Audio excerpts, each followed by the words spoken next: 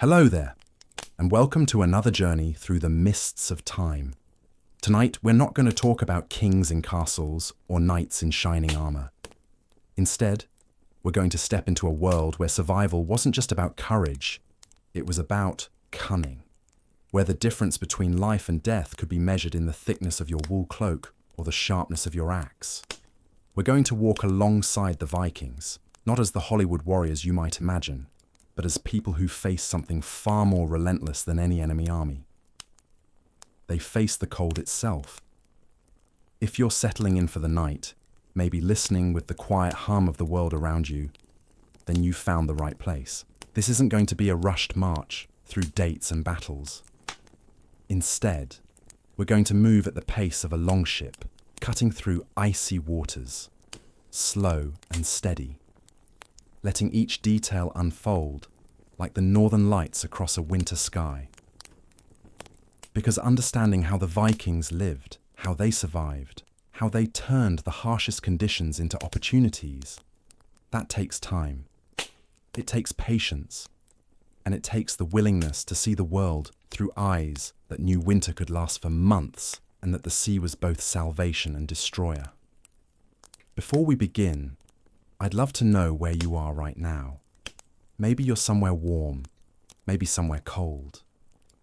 Either way, try to imagine what it would feel like if the warmth you're used to simply wasn't there, if your survival depended not on flipping a switch or turning a dial, but on your ability to read the wind, to know when ice would form, to understand that fire wasn't just comfort, it was life itself. The Vikings weren't just raiders who appeared from nowhere, struck fast, and vanished.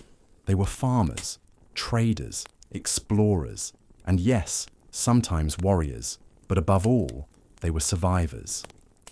They lived in a world where summer was brief and precious, where winter stretched long and dark, and where the margin for error was thin as the ice that formed on fjord waters each autumn. And somehow, in that world of constant challenge, they didn't just survive, they thrived. So settle back, let your thoughts slow to the rhythm of oars cutting through dark water, and let's sail together into the world of the Vikings. Not the myths or the legends, but the real people who turned survival into an art form. The first thing you need to understand about Viking survival is that it started long before the first snowflake fell. It began in summer, in those precious months when the sun barely set, and the land came alive with possibility. Because for a Viking, summer wasn't about leisure. Summer was about preparation, about gathering everything that would keep you alive when the world turned cold and dark. Picture a Viking settlement in what we now call Norway or Denmark during the height of summer. The days stretch endlessly, the sun skimming along the horizon, even at midnight, casting everything in a golden, dreamlike light. But there's no time to dream. Every household is busy with the urgent work of survival. Women tend gardens that must produce enough vegetables to last through months of darkness. Men repair boats, sharpen tools, and prepare for the fishing that will provide protein through the lean times. Children gather berries, nuts, anything that can be dried and stored. This wasn't just hard work. This was calculated, methodical preparation based on generations of knowledge passed down through families. Vikings knew exactly how much food they needed, how much wood to cut, how much wool to spin. They knew because their grandparents had taught their parents, and their parents had taught them, and the penalty for forgetting these lessons was death. Take food preservation, for instance. Vikings developed techniques that seem almost magical in their effectiveness. They knew how to smoke fish, so it would last through winter without spoiling. They understood how to ferment vegetables in underground pits, creating foods that were not only preserved, but actually more nutritious than when fresh. They could turn milk into various forms of cheese and butter that would remain edible for months. Every scrap of meat was used. Every bone turned into tools or ground into meal. But food was just the beginning. Clothing was perhaps even more critical. Viking women spent much of the summer spinning wool, weaving cloth, and sewing the layers upon layers of garments that would keep their families warm. This wasn't simple clothing. This was engineered survival gear. They understood that warmth came from trapping air between layers, so they created complex systems of undergarments, tunics, cloaks, and outer coverings. Each piece served a purpose, and together they formed a barrier against cold that could literally mean the difference between life and death. The preparation extended to their homes as well. Viking houses weren't just shelters, they were survival machines. Built low to the ground to minimize exposure to wind, with thick walls made of stone, turf, and wood, they were designed to conserve every bit of heat. The central hearth wasn't just for cooking, it was the heart of the home, the focal point around which all life revolved during the dark months. Vikings knew how to bank fires so they would burn slowly through the night, how to direct smoke to preserve food, how to position sleeping areas to capture the maximum warmth. Even their animals were part of the survival strategy. Cattle, sheep, horses, and pigs weren't just livestock. They were partners in the fight against winter. Animals were brought into the lower level of the house during the coldest months, their body heat helping to warm the human living spaces above. Their milk, meat, and hides provided food and materials, while their manure, composted with straw and scraps, would fertilize the next year's crops. But perhaps the most sophisticated aspect of Viking survival was their understanding of community. No family survived alone. Villages worked together, sharing resources, knowledge, and labor. If one family's harvest failed, others would share. If a roof needed repair before winter, the entire community would help. This wasn't charity, it was mutual insurance in a world where individual failure could mean death for everyone. The Vikings also understood timing in ways that seem almost supernatural. They could read the subtle signs that told them when winter was coming, when storms were approaching, when ice would form.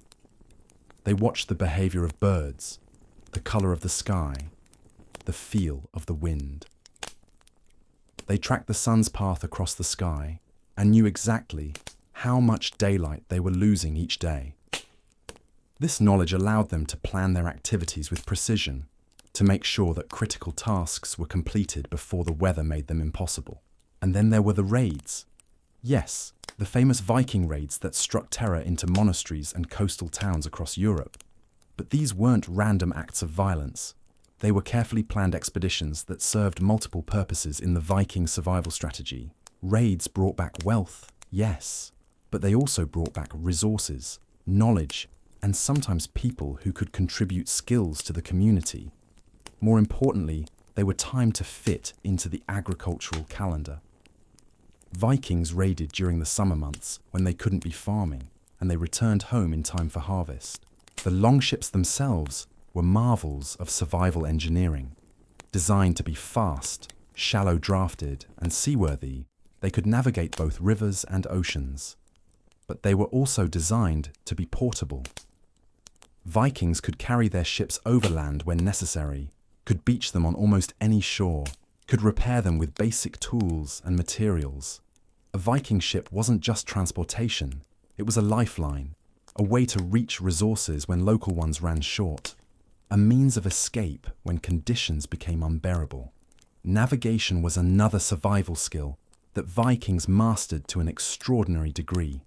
Without compasses or detailed maps, they could cross vast stretches of open ocean and arrive exactly where they intended. They used the sun, stars, wind patterns, ocean currents, even the behavior of seabirds to find their way. They developed tools like the sun compass and techniques for dead reckoning that allowed them to maintain their course even in cloudy weather or fog. But survival wasn't just about the physical challenges. Vikings also had to survive socially, politically, and psychologically. The long, dark winters tested more than just bodies. They tested minds and relationships. Vikings developed elaborate systems of storytelling, games, crafts, and social rituals that helped them maintain their sanity and social cohesion during the months when they were essentially trapped together in small, smoky houses. Their legal system, too, was a survival mechanism. The thing, or assembly, where disputes were settled and decisions were made, wasn't just about justice. It was about preventing the kind of internal conflicts that could tear a community apart when everyone's survival depended on cooperation. Vikings understood that social harmony was just as important as food stores or warm clothing. Religion played a crucial role as well. The Norse gods weren't distant, perfect beings. They were powerful but flawed, struggling against forces of chaos and destruction just as humans did. This gave Vikings a framework for understanding their own struggles against the harsh environment. The gods faced Ragnarok, the end of the world, but they faced it bravely, and this provided a model for how humans should face their own challenges. The concept of fate, or wired, was central to Viking psychology. They believed that everyone had a destiny that couldn't be changed, but that how you met that destiny was entirely up to you. This belief gave them courage to face dangerous raids, treacherous voyages, and brutal winters. If your fate was to die, you would die regardless of what you did. But if your fate was to survive, then your actions, your preparation, your courage would determine how you survived and what kind of life you lived. This fatalistic outlook might seem passive, but it actually encouraged intense activity. If the gods had already decided your fate, then the only thing that mattered was how you conducted yourself while that fate unfolded. This led Vikings to value honor, courage, and loyalty above safety or comfort. It made them willing to take risks that others wouldn't, to explore places others feared, to attempt things others thought impossible. The sagas, those long epic poems that preserved Viking history and values, were themselves survival tools. They encoded practical knowledge about navigation, weather, politics, and human nature in memorable stories that could be passed down through generations. A young Viking learning the saga of Eric the Red wasn't just hearing an entertaining story. He was learning about ice conditions in Greenland, about how to establish a new settlement, about the kinds of personalities and conflicts that could make or break a colony. Even the Viking concept of time was shaped by survival needs. They didn't measure days and months the way we do. Instead, they thought in terms of survival cycles. There was the time for sowing, the time for raiding, the time for harvest, the time for slaughter when animals were killed and preserved for winter, and the long time of endurance when communities turned inward and waited for the sun to return. During these dark months, when daylight lasted only a few hours and temperatures dropped so low that breath froze in the air, Vikings had to master a completely different set of survival skills. This wasn't about preparation anymore. This was about endurance, about making stored resources last, about maintaining warmth and sanity in conditions that could break the unprepared. The hearthfire became the center of everything. Vikings developed sophisticated techniques for managing fire that went far beyond simply keeping it lit. They knew how to create different types of fires for different purposes. A hot, fast-burning fire for cooking, a slow, steady fire for warmth, a smoky fire for preserving meat and fish.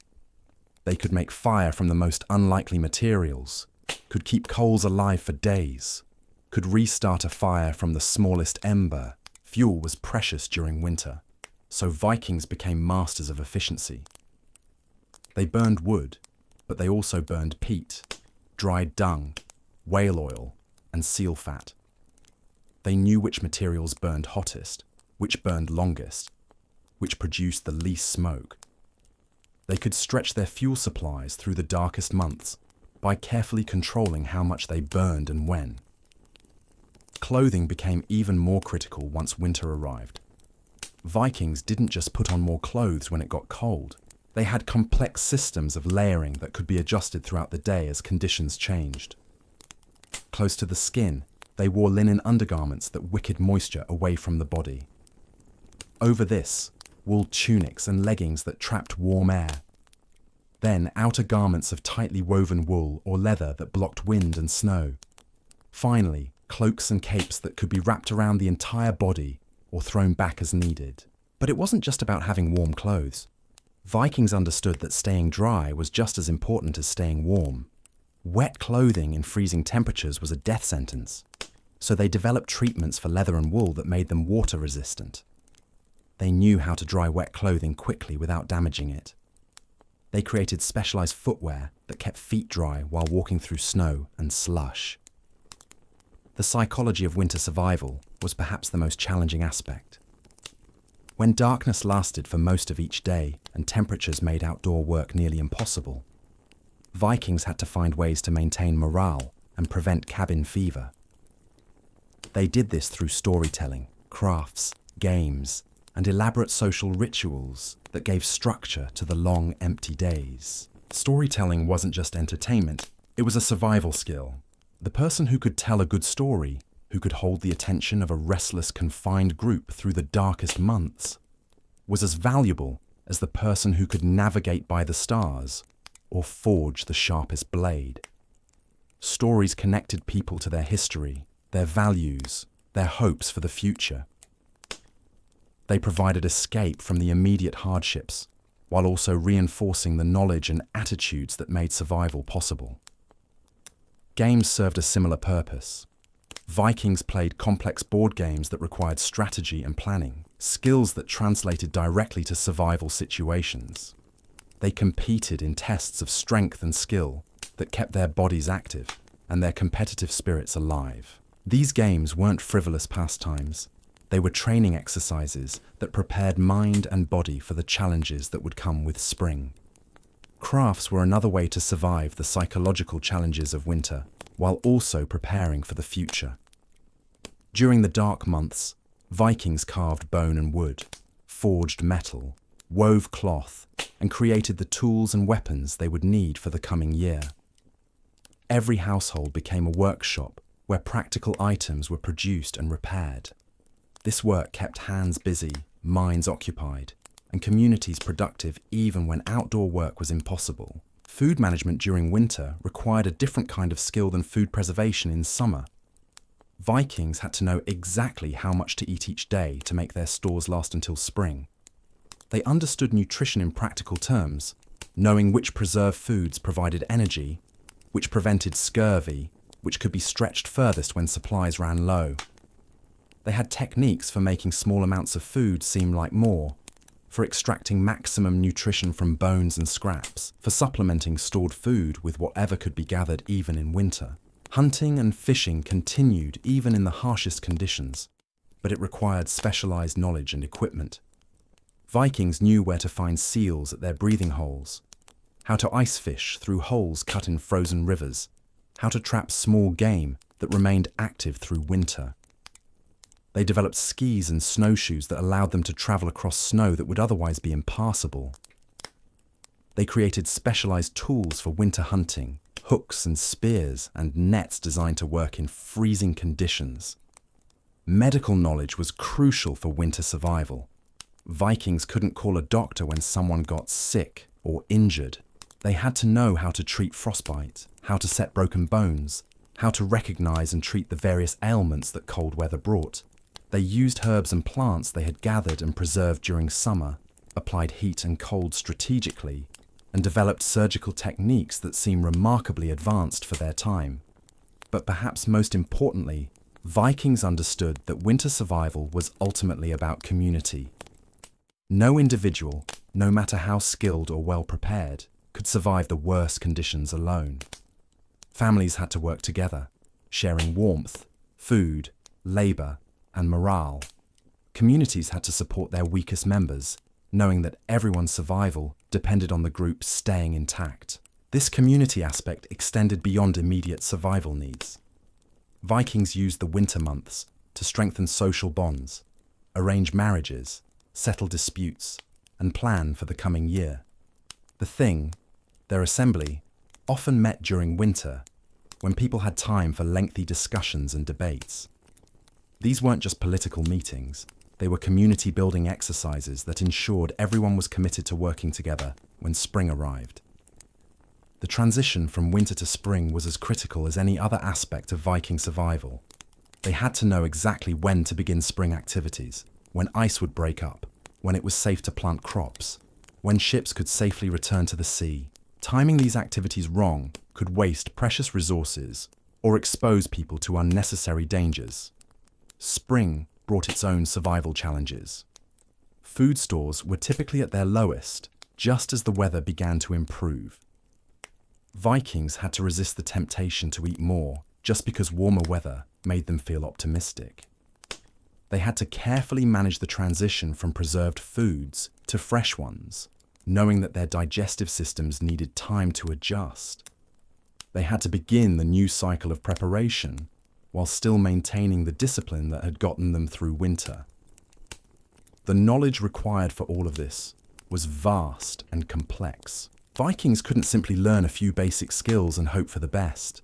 They had to master dozens of interconnected systems, from astronomy and navigation to medicine and metallurgy. They had to understand not just how to do things, but when to do them, why to do them, and how each activity connected to every other aspect of survival. This knowledge was passed down through families and communities in carefully structured ways. Children began learning survival skills almost as soon as they could walk.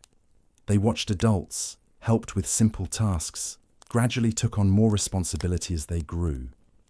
By the time they were adults themselves, they had absorbed thousands of hours of practical education that no school could provide. Women and men had different but equally important roles in this survival system. Women typically managed food preservation, clothing production, household management, and childcare.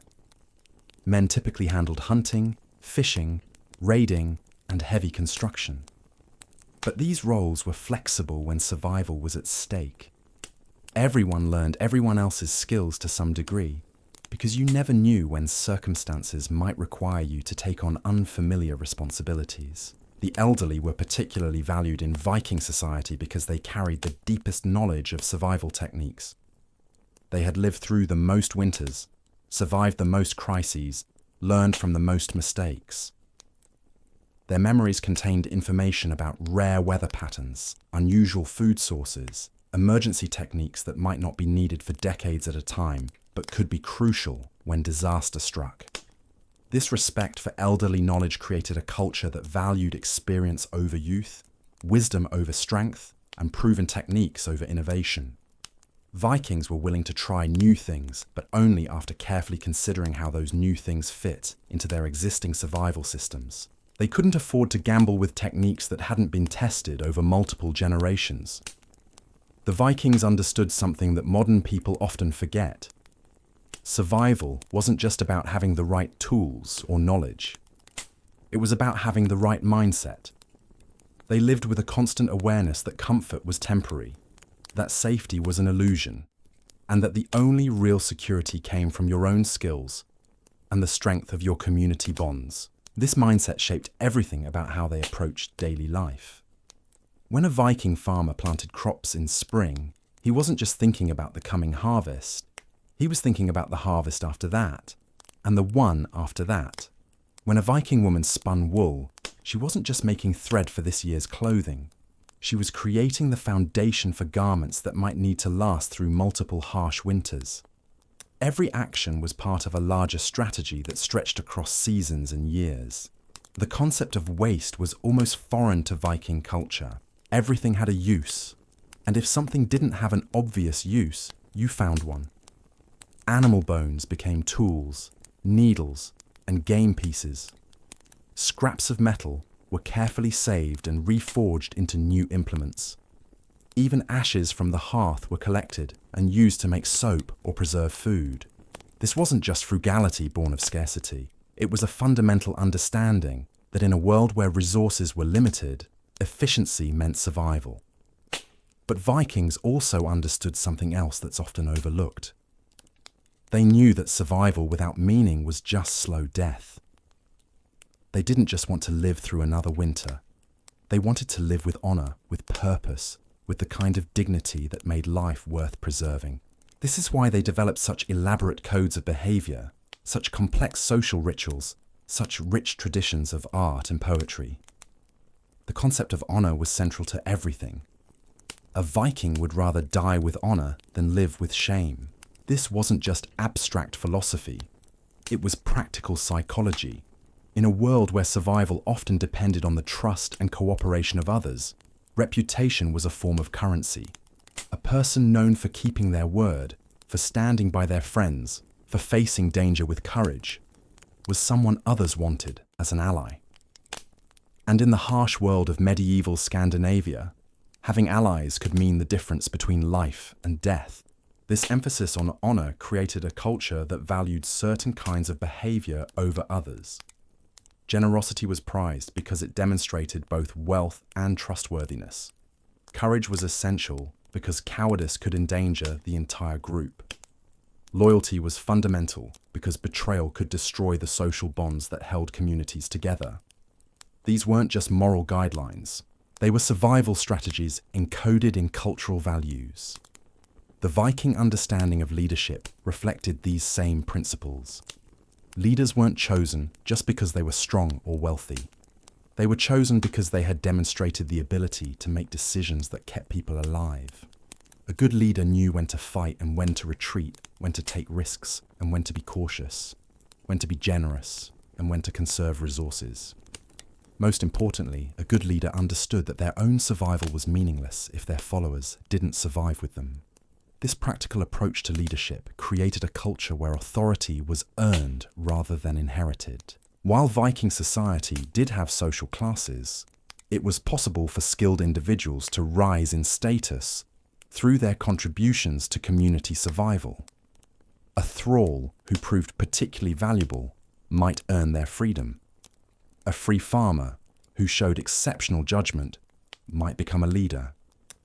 A woman who possessed rare knowledge or skills might gain influence that transcended traditional gender roles.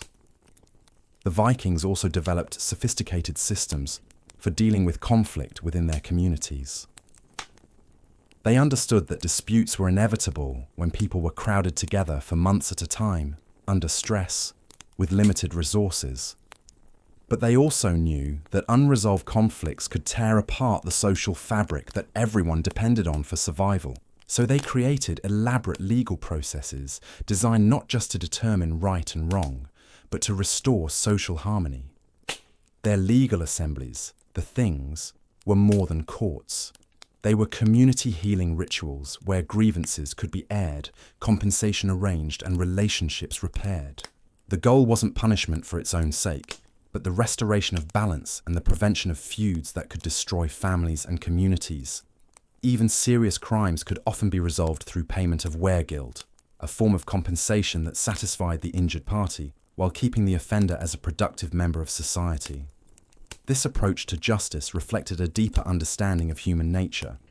Vikings knew that people made mistakes, that emotions could overwhelm judgment, that circumstances could drive even good people to desperate acts.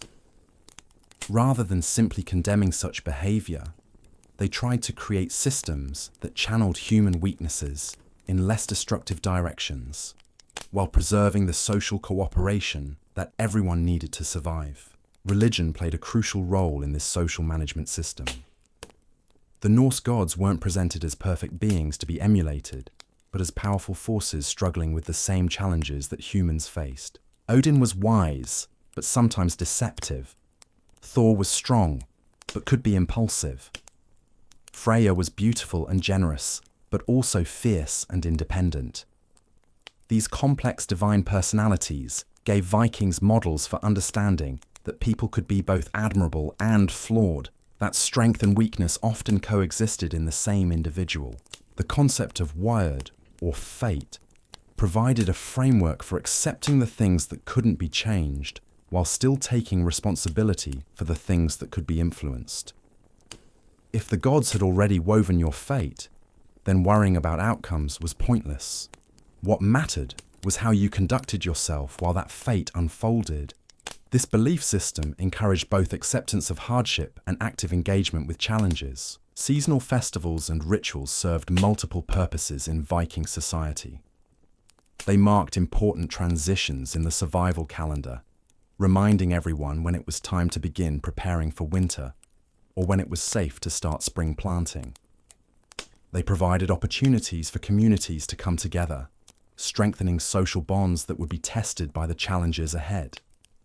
They offered psychological relief from the constant stress of survival, creating moments of joy and celebration that made the hardships more bearable. The festival of Joul, which eventually became Christmas, was particularly important because it occurred at the darkest time of year. When days were shortest and nights seemed endless, Vikings gathered to feast, exchange gifts, and tell stories that reminded them that spring would eventually return. This wasn't just optimistic thinking, it was practical psychology designed to maintain morale during the most psychologically challenging part of the year. Similarly, the spring festivals celebrated the return of light and the beginning of the growing season. These celebrations served to channel the community's energy toward the work that lay ahead, while also providing a sense of renewal and hope after the long winter months. The rituals associated with these festivals often included practical activities like blessing the fields, checking and repairing tools, and planning the year's activities. The Vikings' approach to child rearing was also shaped by survival needs. Children weren't just loved and protected, they were systematically prepared to take their place in an adult world where mistakes could be fatal. From an early age, they were given real responsibilities appropriate to their abilities. A 5-year-old might tend small animals or help with food preparation. A 10-year-old might assist with hunting or craft work. By adolescence, young Vikings were expected to be capable of contributing meaningfully to family survival. This practical education wasn't harsh or uncaring. It was based on the understanding that the greatest gift parents could give their children was the knowledge and skills they would need to survive independently. Love was expressed not just through affection, but through the patient teaching of essential skills. A father who taught his son to navigate by the stars, a mother who taught her daughter to preserve food, were giving their children tools that could save their lives decades later.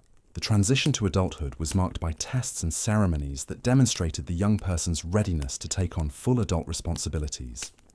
These weren't arbitrary rituals. They were practical assessments of skills that would be needed for survival. A young man might be required to demonstrate his ability to hunt, fight, and navigate. A young woman might be tested on her knowledge of food preservation, healing, and household management. Marriage in Viking society was as much about survival as it was about love. Families were economic units where each member's skills and labor contributed to the group's ability to survive and prosper. When arranging marriages, parents considered not just the personal compatibility of the young people involved, but how well their skills would complement each other and strengthen both families. This practical approach to marriage didn't exclude emotional considerations. Vikings valued love and companionship, and their literature is full of romantic stories and passionate relationships. But they understood that in a world where survival was never guaranteed, marriage partners needed to be chosen with both heart and head. A couple who loved each other but couldn't work together effectively might not survive their first difficult winter. The extended family network was crucial for survival in ways that modern people might find difficult to understand. In a world without banks, insurance, or government assistance, your relatives were your safety net. If your crops failed, you might depend on a brother's surplus. If you were injured, you might need to live with cousins until you recovered. If you died young, your children would be raised by aunts and uncles who treated them as their own. These family networks extended beyond blood relations to include foster relationships, sworn friendships, and alliance partnerships that created webs of mutual obligation and support. A Viking might have dozens of people scattered across hundreds of miles who were bound to provide assistance in times of need. Maintaining these relationships required constant attention, regular communication, and the willingness to provide help when others needed it. Trade relationships functioned in similar ways. Vikings weren't just raiders and farmers, they were also merchants who traveled vast distances to exchange goods and information. These trading expeditions served multiple survival functions. They provided access to resources that weren't available locally, They created relationships with distant communities that could offer shelter or assistance during emergencies. They brought back knowledge about new techniques, new territories, and new opportunities. The goods that Vikings traded tell us a lot about their survival priorities. They exported amber, furs, walrus ivory, and iron. They imported silver, silk, spices, and wine. But they also traded in less obvious commodities like information, techniques, and stories.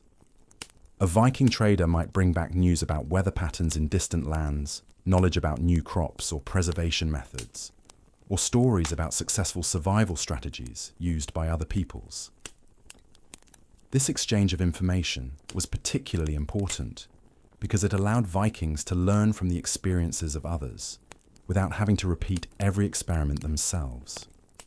If traders brought word that a particular type of ship design worked well in certain sea conditions, or that a specific crop could survive in harsh climates, Viking communities could adapt these innovations to their own circumstances. The Viking expansion across Europe and beyond was driven partly by population pressure and the search for new resources, but it was also a survival strategy. By establishing settlements in Iceland, Greenland, and even briefly in North America, Vikings were creating backup options for their communities. If conditions in Scandinavia became unbearable, there were other places where Viking culture and survival techniques could continue. These distant settlements faced even greater survival challenges than the homeland communities. Iceland had no trees for shipbuilding and construction. Greenland had a climate so harsh that even Viking survival techniques were pushed to their limits. The North American settlements faced hostile indigenous populations, in addition to environmental challenges. Yet Vikings succeeded in many of these places for centuries, adapting their survival techniques to new environments and circumstances. In Iceland, they learned to build with stone and turf instead of wood. They developed new fishing techniques suited to Icelandic waters. They created legal and social systems that maintained order in a land without kings or traditional hierarchies. In Greenland, they pushed their survival skills to the absolute limit. They learned to hunt seals and walruses, to navigate among icebergs, to survive in conditions where a single mistake could mean death for an entire family. They maintained European farming techniques where possible, while adopting Inuit survival methods where necessary. The ultimate failure of the Greenland settlements after several centuries of success illustrates both the remarkable adaptability of Viking survival techniques and their ultimate limits. Climate change, isolation from Europe, and competition with Inuit populations, who were better adapted to Arctic conditions, eventually overwhelmed even the most sophisticated survival strategies. But the centuries of successful settlement in these harsh environments demonstrate something remarkable about Viking survival culture. It wasn't just a collection of techniques for dealing with Scandinavian conditions. It was a complete system of thinking about survival that could be adapted to almost any environment where human life was possible. The key was the Viking understanding that survival was not a destination, but a process. You never reached a point where you could stop worrying about survival and start taking it for granted. Every day brought new challenges, new decisions, new opportunities to make the choices that would determine whether you lived or died. Success wasn't measured by achieving permanent security, because such security didn't exist. Success was measured by your ability to keep adapting, keep learning, keep surviving for one more day, one more season, one more year. This process-oriented approach to survival created a culture that was simultaneously conservative and innovative. Vikings preserved techniques that had worked for generations because they understood the deadly cost of abandoning proven methods. But they also constantly experimented with new approaches because they knew that changing conditions might require new solutions. The balance between conservation and innovation was delicate and crucial. Too much conservatism could leave you unable to adapt to new challenges. Too much innovation could lead you to abandon techniques that had kept your ancestors alive for centuries. The most successful Viking communities were those that managed to maintain this balance, preserving essential knowledge while remaining open to beneficial changes. This adaptability extended to their understanding of seasonal rhythms and the delicate art of timing that could mean the difference between abundance and starvation. Vikings didn't just live through seasons, they lived with them, reading the subtle signs that told them when to act and when to wait. A farmer who planted too early might lose his entire crop to a late frost. A fisherman who waited too long to prepare his nets might miss the crucial runs that would feed his family through winter. A family that began rationing their stores too late might find themselves facing starvation just as spring arrived. The Vikings developed what we might call a calendar of survival, but it wasn't written on parchment or carved in stone. It was encoded in their bones, passed down through generations of careful observation and bitter experience. They knew that when certain birds appeared, it was time to begin specific preparations. When the angle of sunlight changed in particular ways, it was time to start or stop certain activities. When the wind shifted from certain directions, it meant weather patterns were changing in ways that required immediate response. This deep connection to natural rhythms gave Vikings an almost supernatural ability to predict and prepare for challenges that might catch others off guard. They could sense storms days before they arrived, not through mystical powers, but through careful attention to atmospheric pressure, wind patterns, and animal behavior. They knew when ice would be thick enough to support travel and when it would be too thin to risk crossing. They understood which phases of the moon were best for different types of fishing and hunting, but perhaps most importantly, they understood the rhythm of their own bodies and minds throughout the long cycle of northern seasons. They knew that certain times of year would test their physical strength, while others would challenge their mental endurance. They planned their activities accordingly, scheduling the most demanding physical work for times when their bodies were strongest, and the most psychologically challenging tasks for periods when their minds were most resilient. The concept of hygiene in Viking culture was intimately connected to survival. This wasn't about vanity or social customs. It was about preventing the diseases and infections that could kill in a world without modern medicine. Vikings bathed regularly, even in winter, understanding that clean skin was less likely to develop the sores and infections that could become fatal. They cleaned their teeth with twigs and maintained their hair and beards, not just for appearance, but because parasites and infections could quickly spread through dirty hair in the close quarters of winter habitations. Their clothing was designed not just for warmth, but for cleanliness.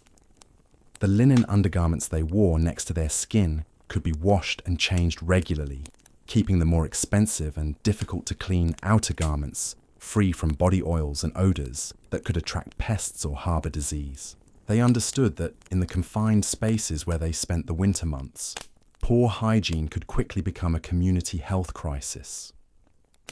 Food safety was another aspect of survival that Vikings approached with scientific precision. They knew exactly how long different types of preserved food would remain safe to eat under various conditions. They could tell by smell, texture, and appearance when food was beginning to spoil, and they had techniques for salvaging partially spoiled food when resources were scarce. They understood which foods were most likely to cause illness and how to prepare them safely. The Vikings also developed sophisticated methods for dealing with injuries and illnesses using the resources available to them.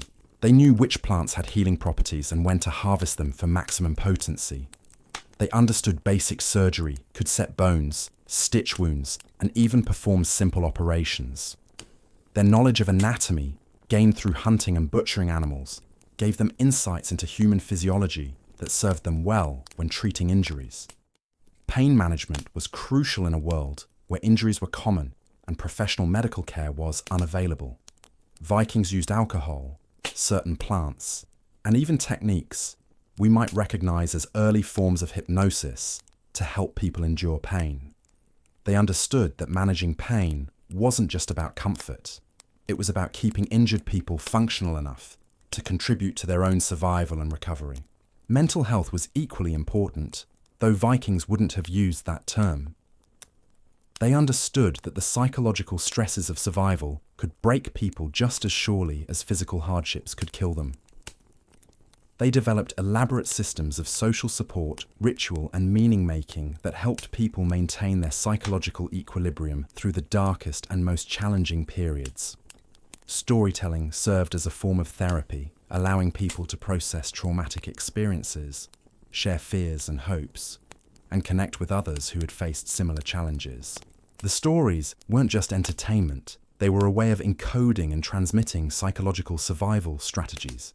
A tale about a hero who overcame impossible odds taught listeners not just about courage, but about specific mental techniques for maintaining hope and determination in desperate situations. Music and poetry served similar functions. The complex verse forms of Norse poetry required intense concentration to compose and recite, providing a mental discipline that could help people focus their thoughts during stressful periods. Group singing created social cohesion and provided emotional release. Even the rhythm of work songs helped coordinate group labor while making difficult tasks more bearable. Games and competitions provided outlets for the aggressive energy that can matches. Board games, contests of strength and skill, all served to channel competitive inst, become destructive in confined communities. Wrestling and mental sharpness that survivor linked in harmless directions while maintaining the physical required. These activities also served as training returned. The Vikings understood that keeping people prepared for the challenges they would face when spring morale was not a luxury, but a necessity. People who lost hope, who became depressed or despairing, were less likely to survive the physical challenges they faced. So Viking culture included numerous mechanisms for maintaining optimism and purpose even in the darkest times. Festivals, rituals, celebrations, and ceremonies marked the passage of time and provided things to look forward to, while religious beliefs offered frameworks for understanding suffering and finding meaning in hardship. Their approach to death and dying was also shaped by survival needs. Vikings couldn't afford to let grief and mourning paralyze their communities for extended periods. They developed rituals that honored the dead, while quickly reintegrating mourners back into the active life of the community. The dead were celebrated for their contributions to the group's survival, and their knowledge and skills were carefully preserved and passed on to others. The concept of legacy was central to Viking thinking about death.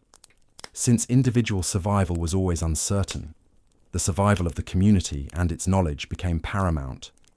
A person who died having successfully transmitted their skills and wisdom to the next generation had achieved a form of immortality that was more meaningful than personal survival.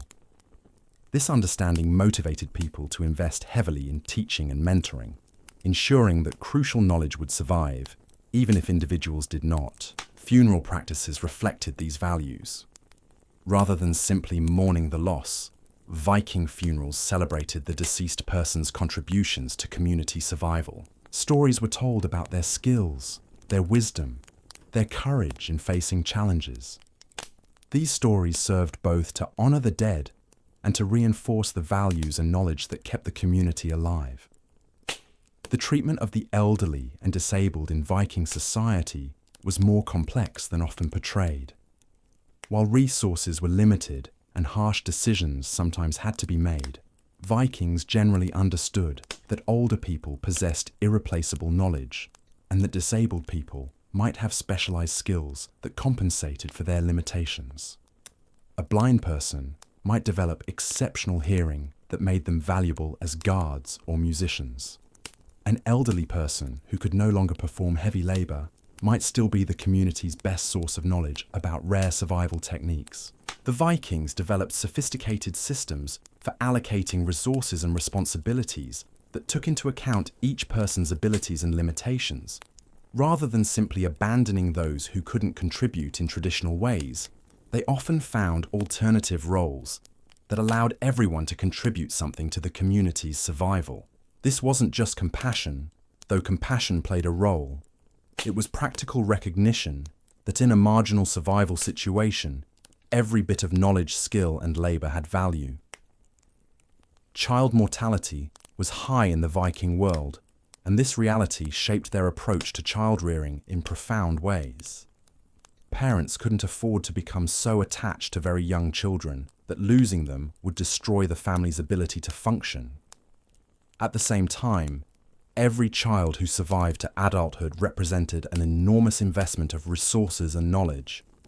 This created a complex emotional landscape where love and pragmatism had to coexist. Viking children were integrated into survival activities from the earliest possible age. A 3-year-old might help sort berries or carry water. A 5-year-old might tend small animals or help with simple crafts. By age 7 or 8, children were expected to have real responsibilities that contributed meaningfully to family survival. This wasn't child labor in the modern sense. It was survival education that prepared children for the adult world, while also providing immediate practical benefits to the family.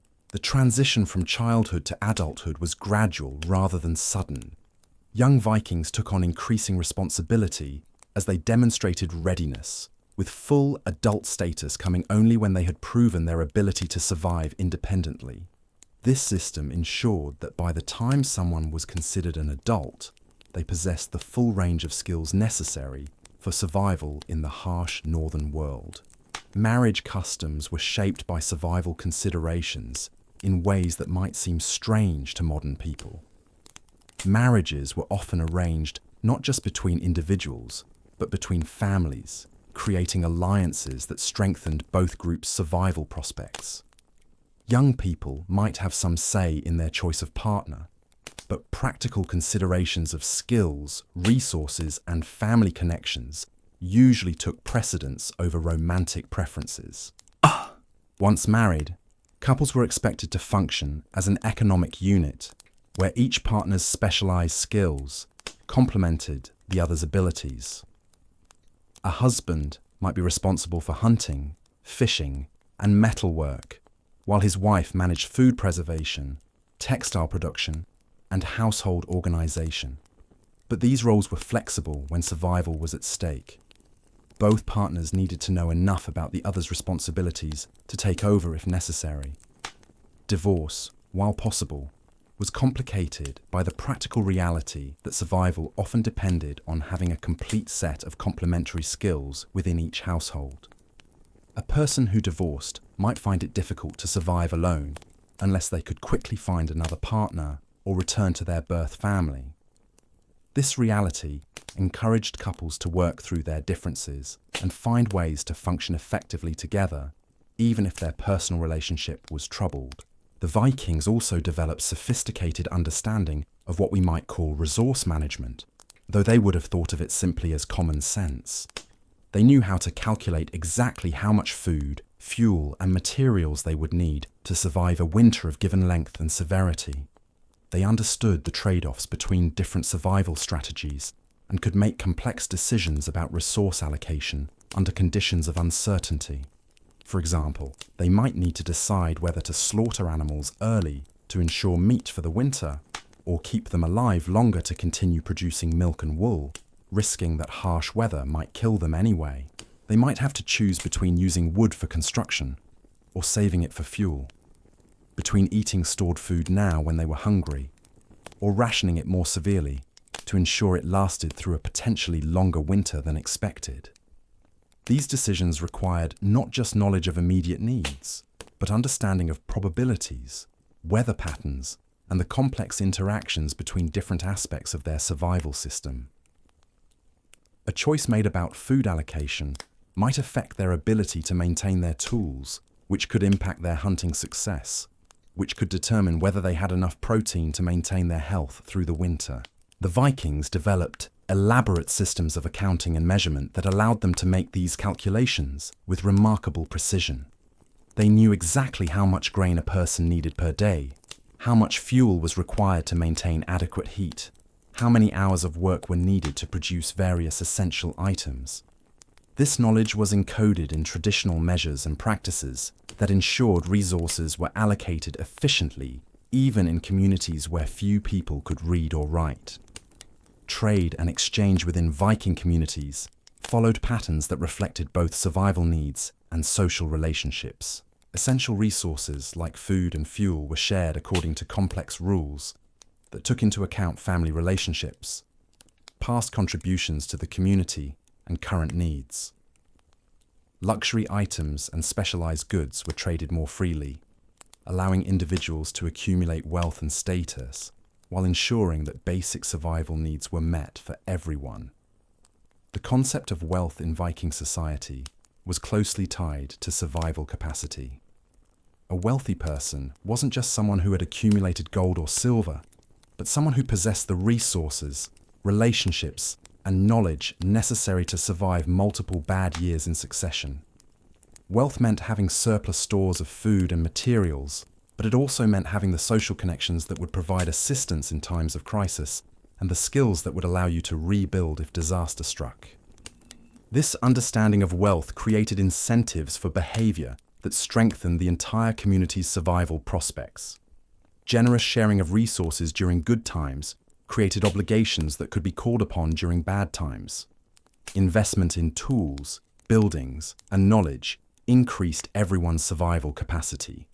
Even competitive displays of wealth, like elaborate feasts or expensive gifts, served community survival by strengthening social bonds and demonstrating the community's overall prosperity to potential allies and enemies.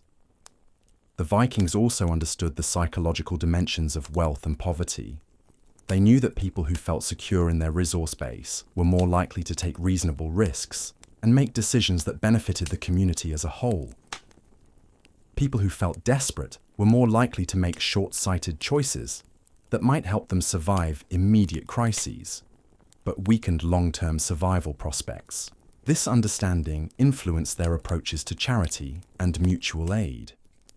Rather than simply giving handouts to those in need, Vikings tried to create systems that restored people's sense of agency and self-sufficiency.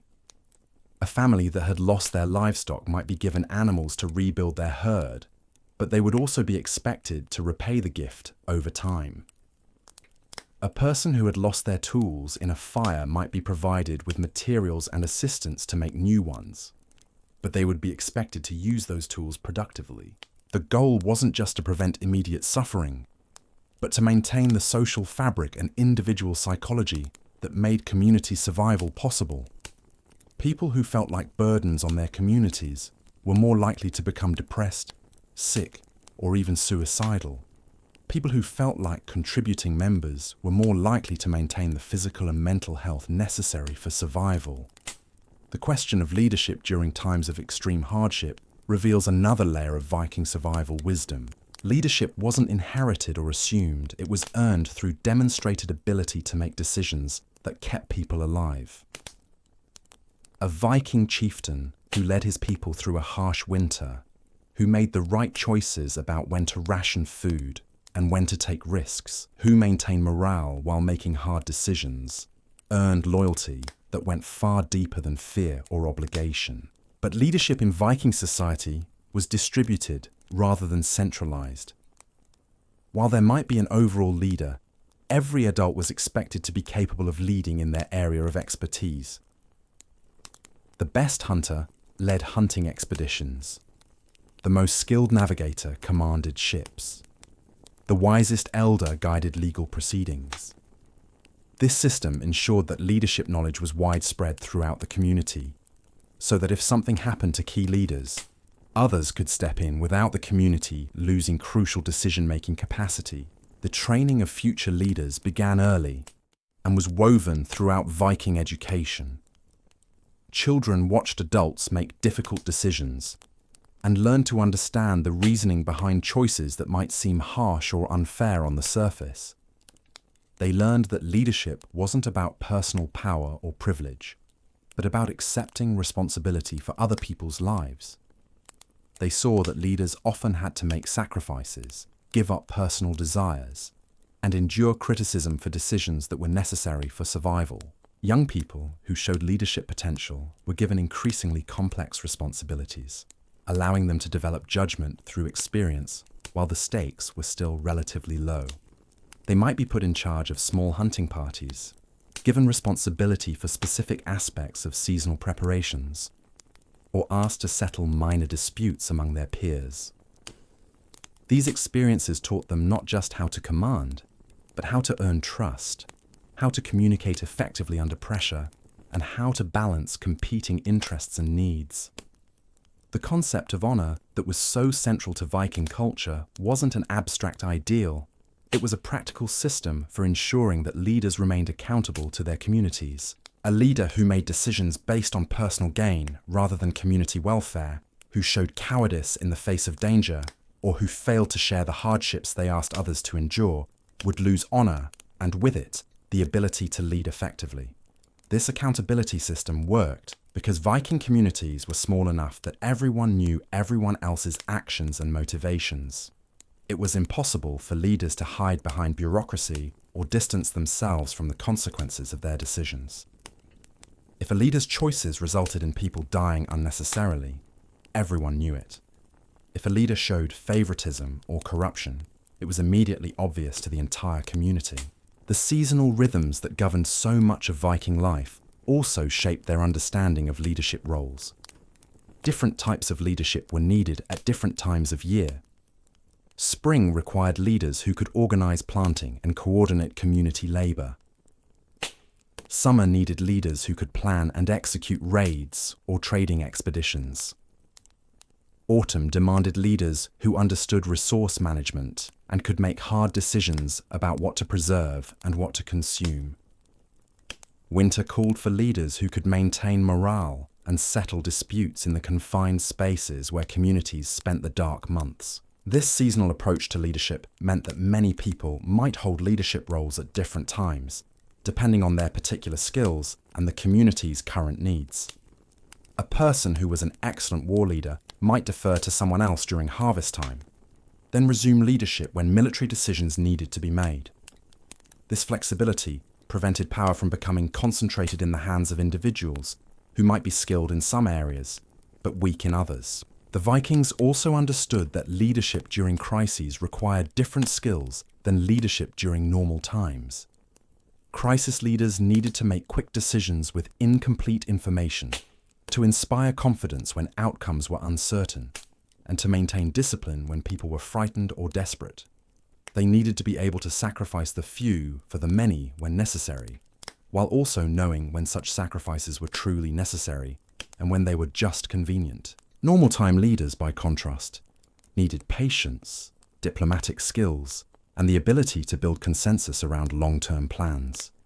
They needed to be able to balance competing interests, to invest in future benefits, even when current costs were high, and to maintain the complex web of relationships that held communities together during peaceful periods.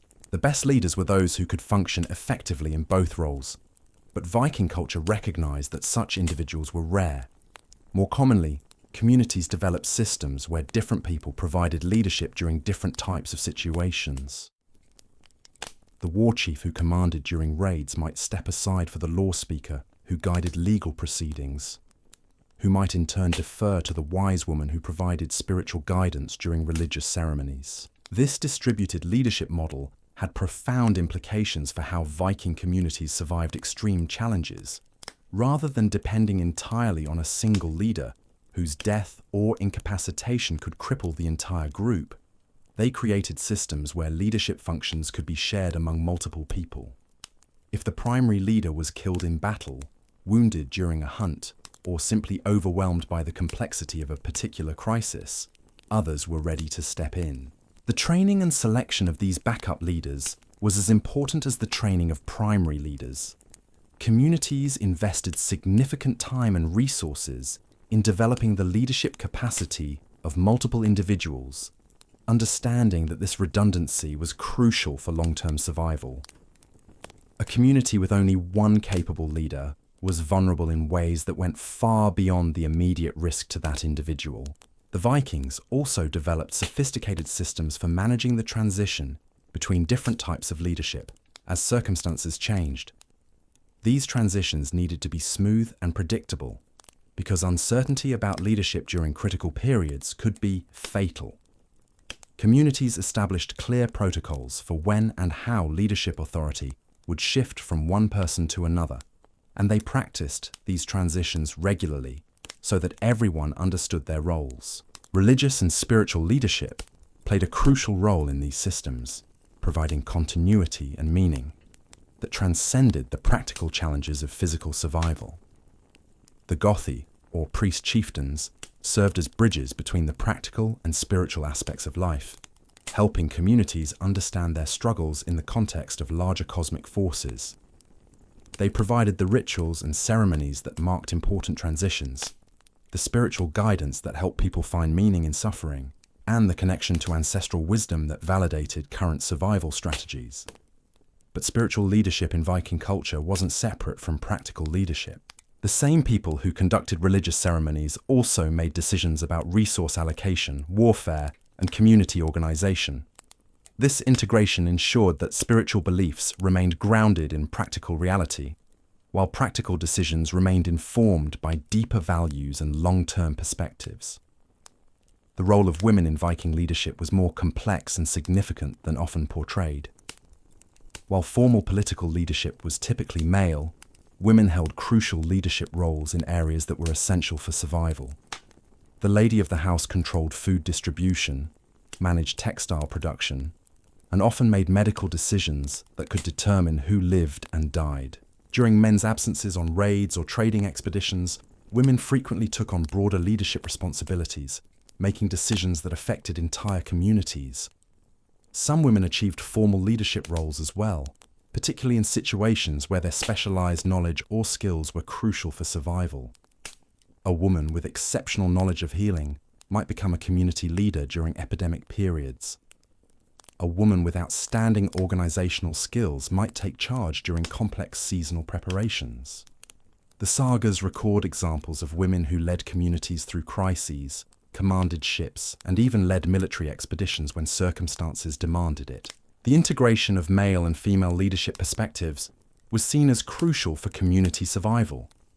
Men and women often had different areas of expertise and different approaches to problem solving. The combination of these perspectives provided a more complete understanding of challenges and a broader range of potential solutions. Communities that failed to utilize the leadership potential of both men and women were seen as handicapping themselves unnecessarily. Children and young adults also had roles in the leadership development system. They served as messengers, scouts, and assistants to adult leaders, gaining exposure to decision-making processes while contributing their own energy and fresh perspectives. Young people often had better physical capabilities for certain tasks, while adults provided wisdom and experience. The combination of youthful energy and mature judgment was seen as particularly powerful for tackling complex challenges. The Vikings understood that leadership skills needed to be continuously developed and refreshed. Even experienced leaders participated in regular training exercises, war games, and simulated crisis scenarios that kept their skills sharp and helped them adapt to changing circumstances. These exercises also served to identify emerging leaders and to test new strategies and techniques in relatively safe environments. Leadership knowledge was preserved and transmitted through the same storytelling traditions that carried other forms of essential information. The sagas contain detailed accounts of how great leaders had handled various types of crises, providing models for future leaders to study and adapt. These stories weren't just historical records. They were leadership textbooks that encoded successful strategies and warned against common mistakes. The emphasis on personal honor and reputation that pervaded Viking culture served as a quality control mechanism for leadership. Leaders knew that their actions would be remembered and judged by future generations. This knowledge encouraged them to make decisions based on long-term community welfare rather than short-term personal advantage. A leader whose decisions proved to be wise and beneficial would be remembered with honor. One whose choices led to unnecessary suffering or community failure would be remembered with shame. This reputational system extended beyond death, creating incentives for leaders to think about their legacy and the long-term consequences of their actions. The knowledge that your leadership decisions would be evaluated not just by your contemporaries, but by your children and grandchildren, encouraged a longer-term perspective that was crucial for survival in an environment where short-sighted decisions could have catastrophic consequences. The Vikings also developed systems for removing leaders who proved ineffective or harmful. These systems balanced the need for stable leadership against the need to respond quickly when leadership was failing. Communities couldn't afford to wait for natural death or voluntary retirement when a leader's poor judgment was threatening everyone's survival. At the same time, they needed to avoid the chaos and conflict that could result from frequent leadership changes. The solution was typically a combination of formal and informal mechanisms. Formal legal procedures existed for removing leaders who violated community standards or failed in their responsibilities. Informal social pressure could be used to encourage ineffective leaders to step aside voluntarily. In extreme cases, direct action might be taken to remove leaders who posed immediate threats to community survival. The development of these leadership systems represented one of the Vikings' most sophisticated survival innovations. They understood that in a harsh environment where mistakes could be fatal, the quality of leadership could determine whether entire communities lived or died. By creating systems that developed, tested, and refined leadership capabilities continuously, they ensured that their communities had the best possible chance of survival, regardless of what challenges they might face. The integration of leadership development into daily life meant that everyone in Viking society had some exposure to leadership principles and practices. Even people who never held formal leadership roles understood what good leadership looked like and could contribute to the collective decision-making processes that guided community survival. This widespread understanding of leadership created a culture where good decisions were more likely to emerge and bad decisions were more likely to be recognized and corrected before they caused irreparable harm. The seasonal migration patterns that some Viking communities followed required yet another type of leadership skill: the ability to coordinate movement of people, animals, and resources across long distances and changing terrain. These migrations might involve hundreds of people and thousands of animals, requiring precise timing, careful route planning, and the ability to make quick decisions when unexpected obstacles were encountered. Migration leaders needed to understand not just the geography and climate of the regions they traveled through, but also the political and social landscape. They needed to know which areas were controlled by friendly groups and which were dangerous, where resources could be obtained and where they were likely to face hostility, how to negotiate passage through territories controlled by others, and when to avoid contact entirely. The logistics of these migrations were staggering. Leaders had to calculate how much food and water would be needed for the journey, how to manage the health and safety of children and elderly people during travel, how to protect the group from raiders and wild animals, and how to maintain morale during what might be weeks or months of difficult travel. Weather prediction became crucial during migrations, as being caught in severe storms or unexpected cold snaps while traveling could be disastrous. Migration leaders developed extraordinary skills in reading natural signs and predicting weather patterns, often knowing days in advance when conditions would become dangerous and planning their routes and schedules accordingly. The management of animals during migration required specialized knowledge that was passed down through generations of herders and farmers. Leaders needed to understand the behavioral patterns of different species, how to keep herds together while moving, how to find adequate grazing and water along the route, and how to protect valuable breeding animals from predators and accidents. Human psychology during migration was equally important. The stress and uncertainty of travel, combined with the disruption of normal routines and social structures, could lead to conflicts, depression, and panic that threatened the entire group's survival. Migration leaders learned to maintain social cohesion through careful attention to group dynamics, fair distribution of hardships and privileges, and the preservation of cultural practices that provided continuity and meaning during times of change. The Vikings, who settled in new territories, faced leadership challenges that were even more complex than those involved in seasonal migrations.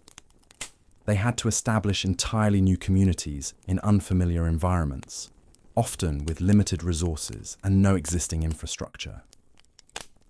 These settlement leaders needed to combine the skills of migration leaders with the additional abilities required for long-term community development. Site selection for new settlements required understanding of geography, climate, soil conditions, water sources, and defensive considerations.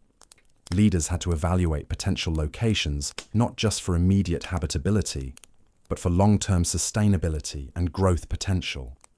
A site that seemed perfect in summer might prove inadequate when winter conditions were considered, or a location that provided good farmland might be vulnerable to attack or natural disasters. The establishment of new communities also required diplomatic skills for dealing with existing populations, who might view the newcomers as threats or opportunities. Settlement leaders needed to know when to negotiate, when to fight, and when to avoid contact entirely. They had to balance the need for security against the benefits of trade and cooperation with neighbouring groups. Resource management in new settlements was particularly challenging because leaders couldn't rely on generations of local knowledge about what worked and what didn't. They had to experiment with new crops, new building techniques, and new survival strategies while ensuring that their experiments didn't jeopardize the community's survival. This required a delicate balance between innovation and caution that few leaders were able to maintain successfully. The psychological challenges of settlement leadership included maintaining morale among people who had left familiar surroundings and might be homesick or discouraged by the difficulties of establishing a new life. Leaders had to help people maintain their cultural identity while adapting to new circumstances, preserve valuable traditions while abandoning practices that were no longer suitable for the new environment. The success or failure of these new settlements often depended on the quality of their leadership during the crucial first few years. Communities with strong, adaptable leadership were able to overcome the inevitable challenges and establish thriving new homes. Those with weak or inflexible leadership often failed, with survivors either dying or returning to their original homes if that was still possible. The Vikings, who succeeded in establishing permanent settlements in places like Iceland, Greenland, and the Orkney Islands, demonstrated remarkable leadership capabilities. They created new forms of government adapted to their circumstances, developed innovative solutions to environmental challenges, and maintained cultural continuity across generations of settlement. Their achievements provide models of adaptive leadership that remain relevant for anyone facing the challenge of survival in unfamiliar or hostile environments. The tools and weapons that Vikings carried weren't just implements for specific tasks. They were extensions of their survival philosophy, made manifest in iron and wood.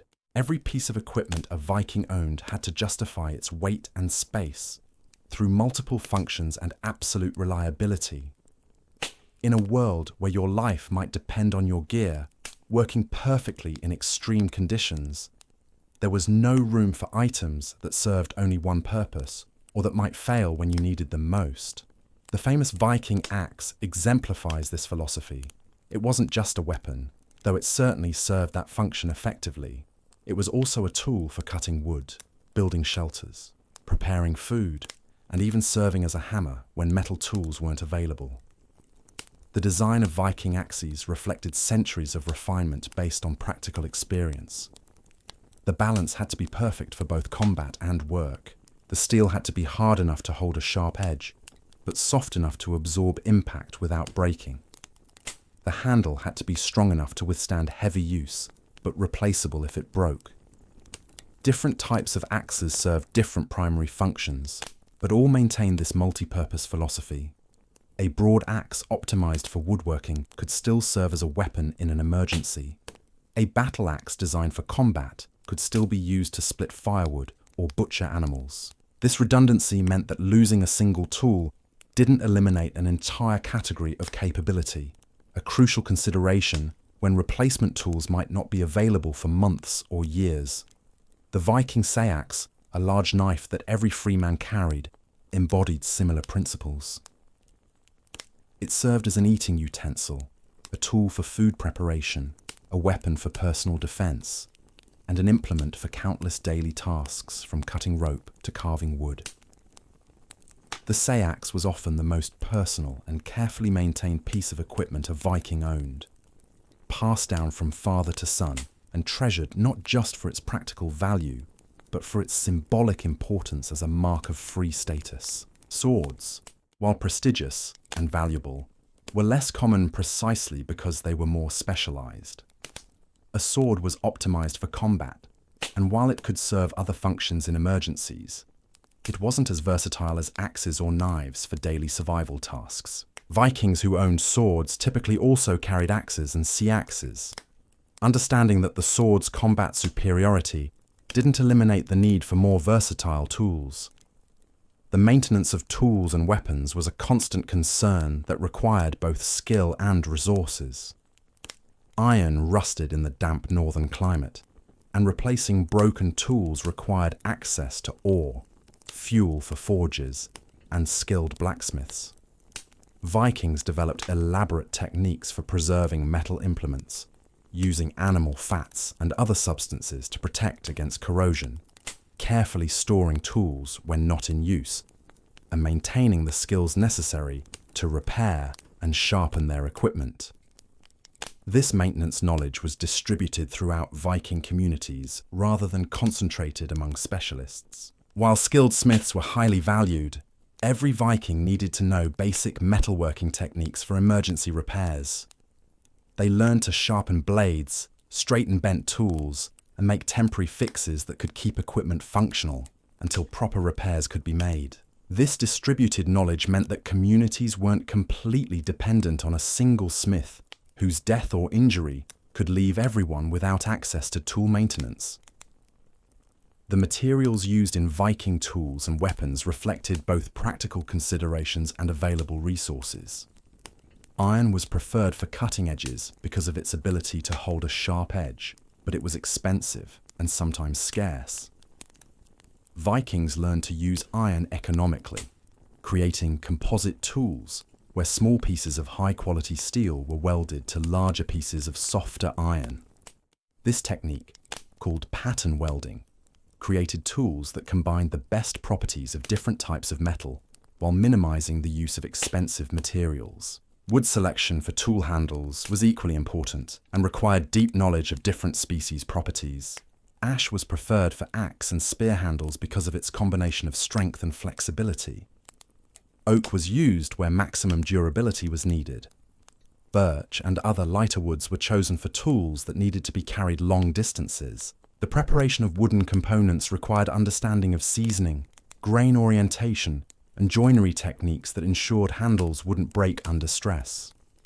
The integration of tools into clothing and equipment systems showed sophisticated understanding of how different pieces of gear needed to work together.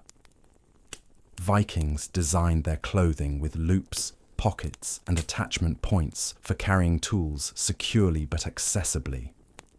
They understood that a tool that couldn't be reached quickly when needed was useless, but that tools that weren't secured properly could be lost at critical moments. Belt systems, in particular, were carefully designed to carry the essential tools that might be needed in emergency situations. A typical Viking belt might support a seax, a small axe, a pouch containing fire-making materials, and various specialized tools like awls, small knives, and whetstones. The arrangement of these items followed patterns that allowed for quick access while preventing them from interfering with each other or with the wearer's movements. The Vikings also understood the psychological dimensions of tool ownership and maintenance. Well-maintained, reliable tools provided confidence and peace of mind that could be crucial during stressful situations. The knowledge that your axe was sharp, your knife was sturdy, and your fire-making equipment was dry could mean the difference between calm, effective action and panic when faced with survival challenges. This psychological aspect extended to the social dimensions of tool ownership. A Viking who maintained his equipment properly and possessed high-quality tools gained respect within his community. Poor tool maintenance was seen as a character flaw that called into question a person's reliability and competence. Communities couldn't afford to depend on people whose equipment might fail at critical moments, so tool maintenance became a social as well as practical imperative. The development of specialized tools for specific survival tasks showed how Viking technology evolved in response to particular environmental challenges.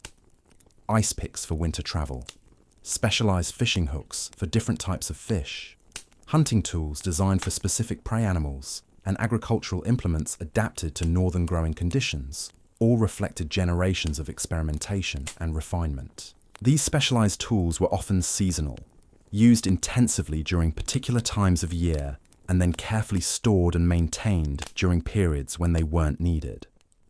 The timing of tool preparation and maintenance was integrated into the seasonal rhythm of Viking life, with specific periods designated for sharpening, repairing, and preparing equipment for upcoming activities. The creation of new tools was a community activity that involved sharing knowledge, materials, and labor. When a smith forged a new axe, the entire community might contribute iron for the project, wood for the handle, and labor for tasks like operating the bellows or gathering fuel for the forge. This collective investment meant that everyone had a stake in ensuring that new tools were well made and properly maintained. The Vikings also developed systems for sharing tools and equipment.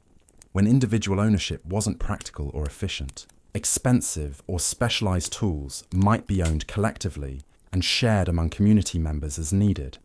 Heavy equipment like large boats, forges, or millstones were typically community property maintained through collective labor and shared according to established protocols. This sharing system extended to knowledge about tool use and maintenance.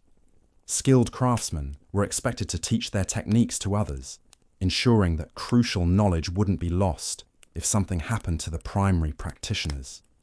Young people served apprenticeships that taught them not just how to use tools, but how to make, maintain, and improve them. The integration of tool technology with other aspects of Viking survival strategy showed sophisticated systems thinking.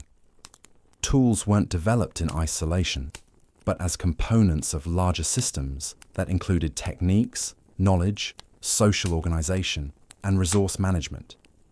A new type of fishing hook wasn't just a piece of bent metal. It was part of a system that included boat design, navigation techniques, fish processing methods, and preservation technologies. This systemic approach meant that improvements in one area could catalyze improvements in others. A better axe design might make it possible to build stronger houses, which could support larger families, which could provide more labor for other survival activities. A more efficient fishing tool might free up time and resources for other activities, creating opportunities for specialization and community development. The Vikings' understanding of the relationship between tools and survival was both practical and philosophical.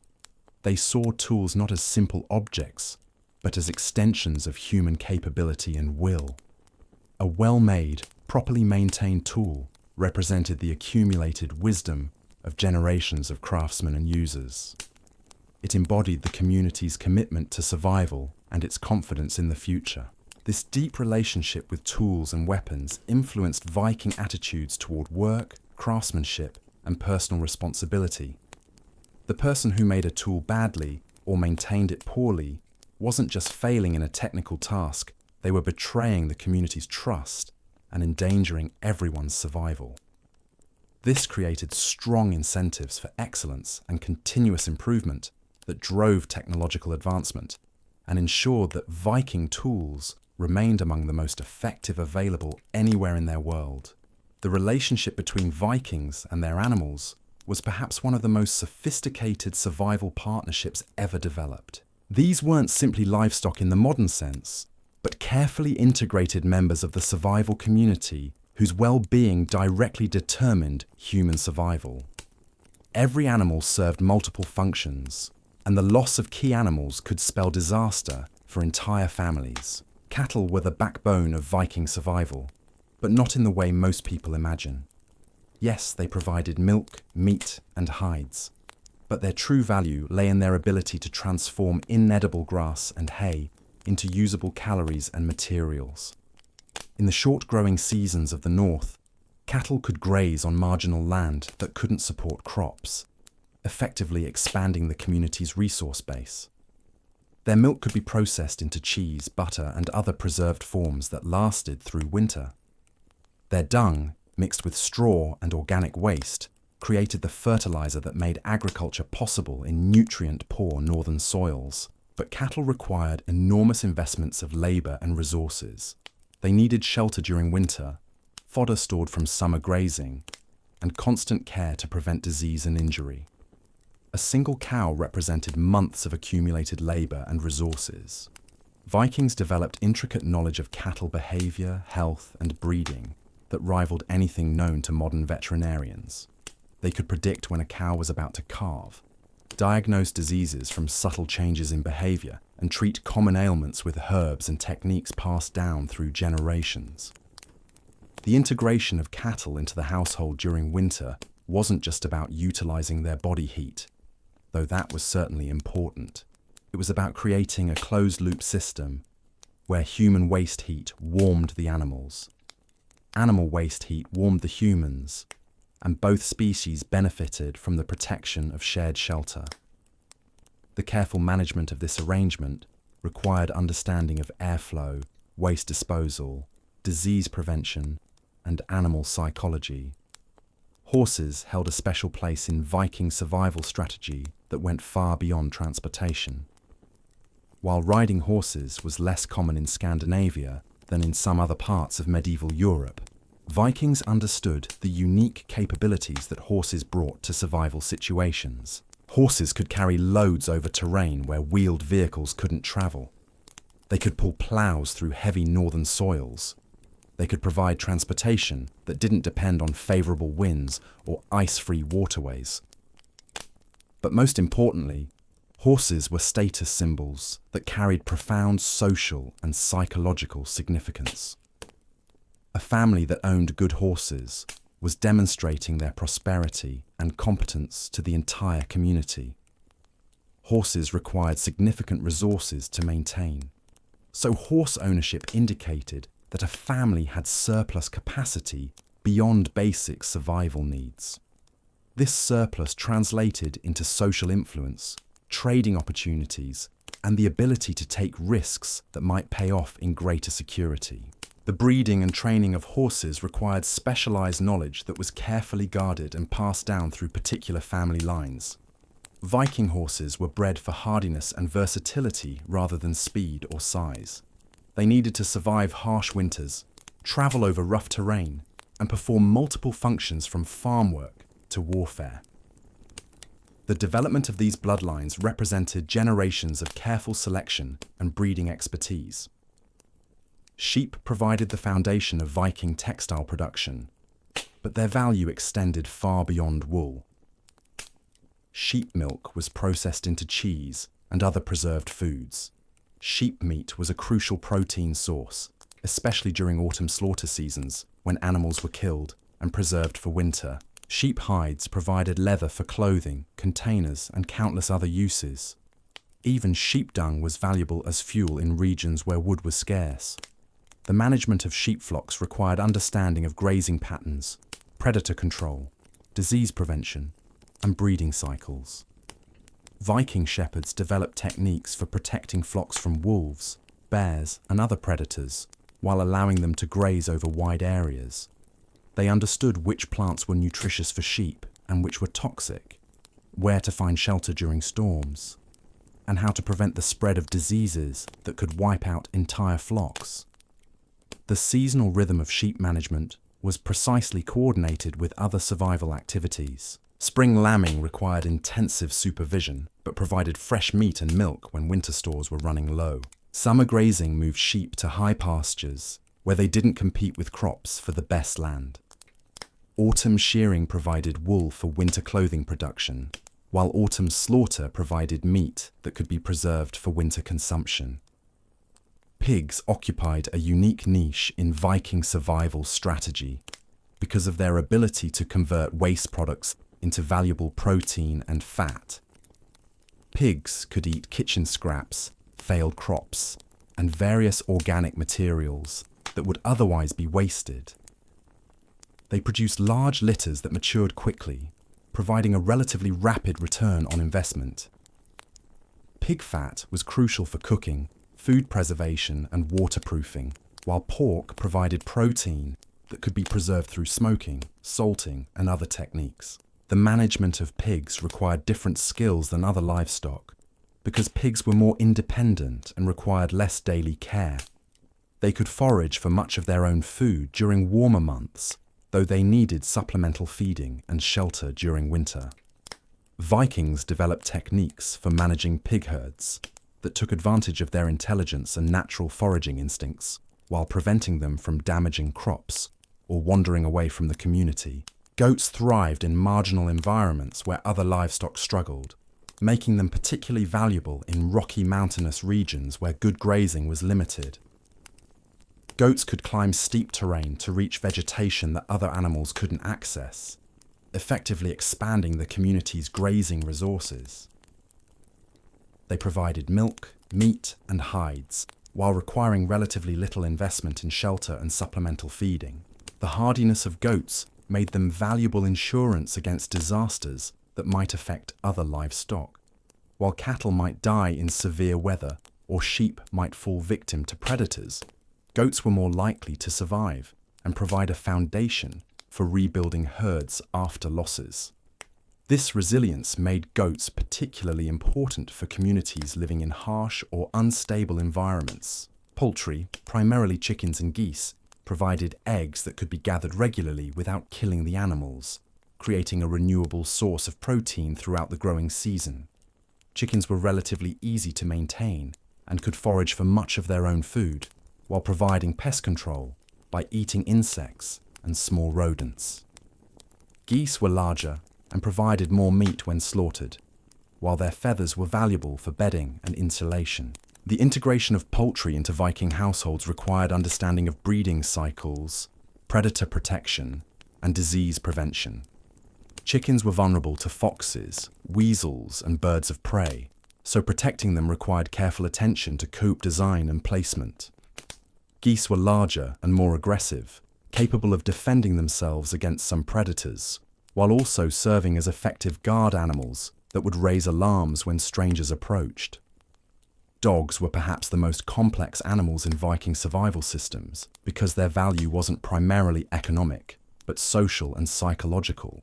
Dogs provided companionship during long, isolated winters when human social contact was limited. They served as guards, warning of approaching predators or enemies. They assisted with hunting, tracking wounded game, and retrieving birds. Some breeds were large enough to pull sleds or carry packs, providing transportation assistance. But dogs also competed with humans for food resources, creating a constant tension between their value and their cost. Vikings had to make difficult decisions about how many dogs a community could support, which dogs were worth feeding during lean times, and when dogs might need to be slaughtered for food during extreme emergencies. These decisions required balancing emotional attachments against survival necessities. The breeding and training of dogs required specialized knowledge that was passed down through particular families or individuals. Different breeds were developed for different functions, from large hunting dogs to smaller household companions. The training of working dogs began early and required consistency and patience. But a well-trained dog could provide assistance that was difficult to replace through other means. Cats occupied a different niche, primarily serving as pest control animals that protected stored grain and other food supplies from rodents. While less emotionally significant than dogs for most Vikings, cats provided crucial services that helped prevent food losses that could mean starvation during winter. The presence of cats in a household was often a sign of prosperity, indicating that the family had sufficient surplus to attract and support animals, whose primary function was protecting stored resources rather than producing food directly. The seasonal management of all these animals required coordinated planning that integrated with every other aspect of Viking survival strategy. Spring brought birthing seasons that required intensive supervision, but provided fresh meat and milk when winter stores were depleted. Summer meant moving animals to grazing areas and managing breeding to ensure optimal timing for autumn slaughter. Autumn brought the difficult decisions about which animals to keep through winter and which to slaughter for preservation. Winter animal care required the most sophisticated management because resources were most limited and mistakes could be most costly. Animals needed shelter, fodder, and medical care, while providing minimal direct benefits during the months when they weren't producing milk or reproducing. The calculation of how much food to allocate to animals versus humans required precise knowledge of nutrition, animal behavior, and weather prediction. The social dimensions of animal ownership created complex relationships within Viking communities. Animals were often owned by families, but required community cooperation for management. Shared grazing areas needed to be managed collectively to prevent overuse. Breeding decisions needed to be coordinated to ensure genetic diversity and optimal timing. The loss of animals to disease or predation affected not just individual families but entire communities that depended on the products and services those animals provided. The knowledge required for successful animal management was vast and specialized. Vikings needed to understand animal behavior, nutrition, reproduction, disease, genetics, and psychology. They needed to know how to treat common ailments, assist with difficult births, protect against predators, and manage breeding programs. This knowledge was encoded in oral traditions, practical experience, and careful observation that was passed down through generations. The Vikings also understood the psychological benefits that animals provided to human survival. The presence of healthy, productive animals provided a sense of security and prosperity that helped maintain morale during difficult periods. The daily routines of animal care provided structure and purpose during long winter months when other activities were limited. The emotional bonds between humans and animals provided comfort and companionship that was crucial for mental health. Animal products required their own specialized knowledge for processing and preservation. Milk needed to be processed quickly to prevent spoilage, using techniques for making cheese, butter, and fermented products that would last through winter. Meat required smoking, salting, or drying, using methods that prevented spoilage while maintaining nutritional value. Hides needed to be processed into leather using techniques that produced materials suitable for different purposes. The tools and equipment required for animal management represented significant investments of time and resources. Specialized tools for milking, shearing, slaughtering, and processing required metalworking skills and access to materials. Buildings for animal shelter required construction expertise and substantial amounts of materials. The maintenance of this infrastructure required ongoing labor and resources that had to be balanced against other survival priorities. The timing of animal-related activities was precisely coordinated with astronomical and weather patterns. Vikings knew exactly when different animals would give birth, when breeding should occur for optimal timing, when animals should be moved to different grazing areas, and when slaughter should take place. This timing was based on generations of careful observation and was encoded in traditional practices that ensured optimal results. The Vikings developed sophisticated understanding of animal nutrition that allowed them to maintain healthy herds with minimal resources. They knew which wild plants provided essential nutrients, how to supplement diets during lean periods, and how to prevent nutritional deficiencies that could affect animal health and productivity. This knowledge required understanding of both plant and animal biology that was remarkable for its time. The integration of animal management with other survival activities showed the systematic nature of Viking survival strategy. Animals provided fertilizer for crops, which provided fodder for animals. Animal products provided materials for tools and equipment needed for other survival activities. The timing of animal care was coordinated with agricultural work, hunting seasons, and other activities to maximize efficiency and minimize conflicts. The loss of animals to disease, predation, or weather could trigger cascading effects that threatened entire communities' survival. Vikings developed elaborate strategies for preventing such losses and for recovering when they occurred anyway. These strategies included diversification of animal types geographic distribution of herds, insurance arrangements between families, and emergency protocols for dealing with disasters. The trade and exchange of animals created networks of relationships that extended far beyond individual communities. Vikings traded breeding stock, shared knowledge about animal management, and cooperated in managing grazing resources that crossed community boundaries. These networks provided access to genetic diversity, specialized knowledge, and resources that individual communities couldn't maintain independently. The seasonal migrations that some Viking communities undertook required moving animals along with human populations, creating logistical challenges that required careful planning and coordination. Animals needed to be moved at appropriate times, by suitable routes, with adequate food and water, while maintaining their health and preventing losses.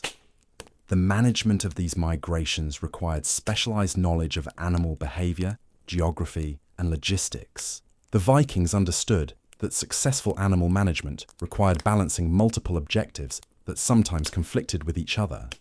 Maximizing production might conflict with maintaining animal health. Minimizing resource consumption might conflict with ensuring adequate nutrition. Short-term benefits might conflict with long-term sustainability.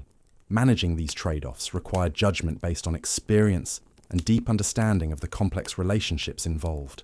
And so, we come to the end of our journey through the frozen world of Viking survival. But perhaps end isn't quite the right word, because what we've discovered isn't just a story about people who lived and died 1,000 years ago. It's a blueprint, a way of thinking about survival that echoes through time, like the sound of oars cutting through dark water. The Vikings understood something that we've largely forgotten in our climate-controlled, convenient world. They knew that survival wasn't about conquering nature, but about becoming part of it. They read the wind like we read text messages. They understood the rhythm of seasons like we understand the rhythm of traffic lights. They saw their tools not as objects to own, but as extensions of their will to live. Every layer of wool they spun, every story they told around winter fires, every decision about when to plant and when to harvest was part of a larger conversation with the world around them. They didn't just survive the cold and the raids and the endless uncertainty. They transformed those challenges into opportunities, turned hardship into strength, made the harsh northern world not just livable, but worth living in. Tonight, as you drift towards sleep, maybe in warmth that comes from the flip of a switch, maybe with food that traveled thousands of miles to reach your table, remember the Viking who banked his fire so carefully that coals would still glow at dawn. Remember the woman who could tell by the feel of the wind that winter was coming 2 weeks early. Remember the child who learned to read the stars not for wonder, but because someday those stars might guide them home. Their world is gone, but their wisdom remains, waiting in the quiet spaces between heartbeats, in the pause between sleeping and waking. And perhaps that's the most important lesson of all, that survival isn't just about staying alive, it's about staying human, staying connected, staying worthy of the breath in your lungs and the warmth in your bones. Rest well, fellow traveller. The Vikings would approve.